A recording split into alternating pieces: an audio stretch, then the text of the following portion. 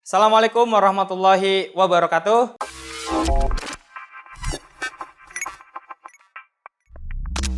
Bertemu lagi dengan saya Ahmad Jamjami pada materi pelajaran teknologi dasar otomotif atau TDO. Sebelum materi kita mulai ya, tentunya saya berdoa agar teman-teman yang ada di rumah selalu dalam kondisi sehat walafiat.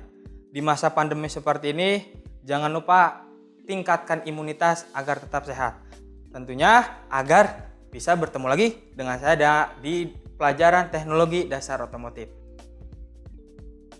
Baik, pada pembelajaran hari ini kita akan membahas mengenai perawatan aki atau baterai pada kendaraan. Ya, mungkin daripada kalian, teman-teman di rumah sudah mengetahui ya apa sih itu aki atau baterai. Karena alat ini sudah hampir kita temukan setiap hari pada kehidupan kita sehari-hari, baik yang di kendaraan maupun yang ada di lingkungan rumah ya.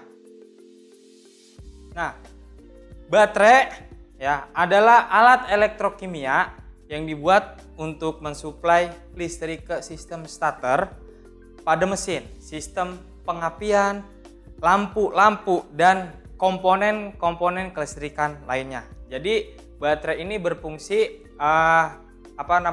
untuk mensuplai ya arus listrik buat kendaraan ya. Baterai berfungsi untuk menyimpan energi listrik dalam bentuk energi kimia yang akan digunakan untuk mensuplai atau menyediakan listrik ke sistem starter dan ke komponen-komponen kelistrikan lainnya. Baik, kita lanjut. Ya, jadi baterai itu ada dua macam ya.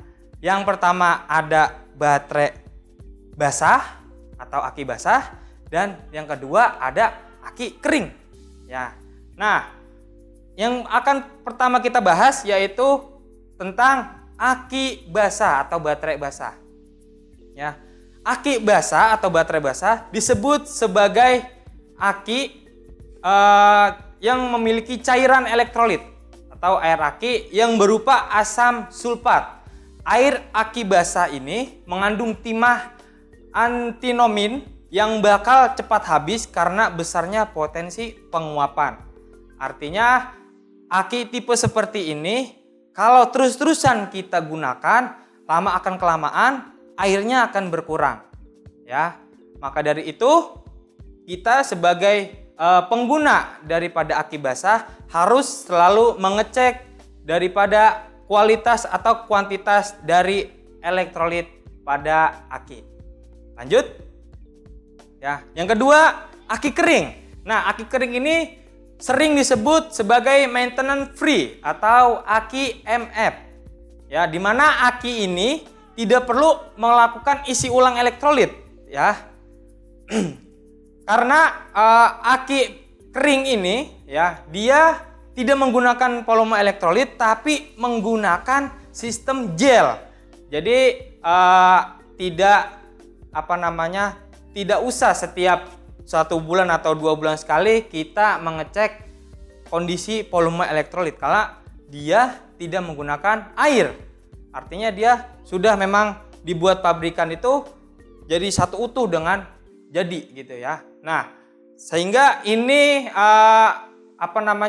menghemat biaya pada kendaraan kita. Kalau kita pakai aki basah tentunya setiap 1 bulan sekali atau 2 bulan sekali kita harus yang namanya isi ulang air elektrolit pada aki pada kendaraan kita. Tapi kalau aki basah atau aki kering ini kita tidak perlu mengisi ulang volume elektrolit karena dia sudah bersifat gel, artinya permanen.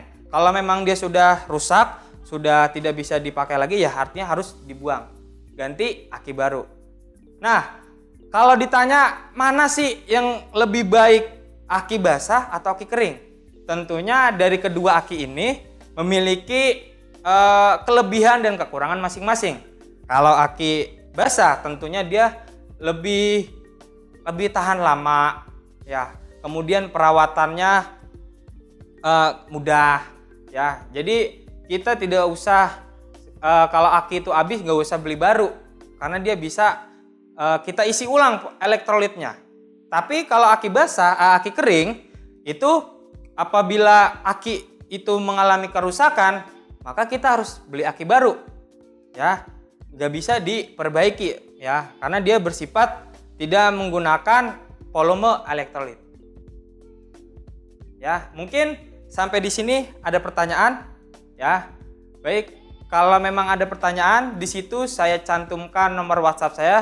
Dengan senang hati saya akan membalas segala pertanyaan yang ada. Tapi mohon maaf agak bersabar, ya, karena yang ngechat saya itu sehari bisa 200 orang, jadi mohon bersabar untuk menunggu balasan dari saya. Cukup sekian dari saya. Dikumur-kumur, dikunyah-kunyah. Assalamualaikum semuanya.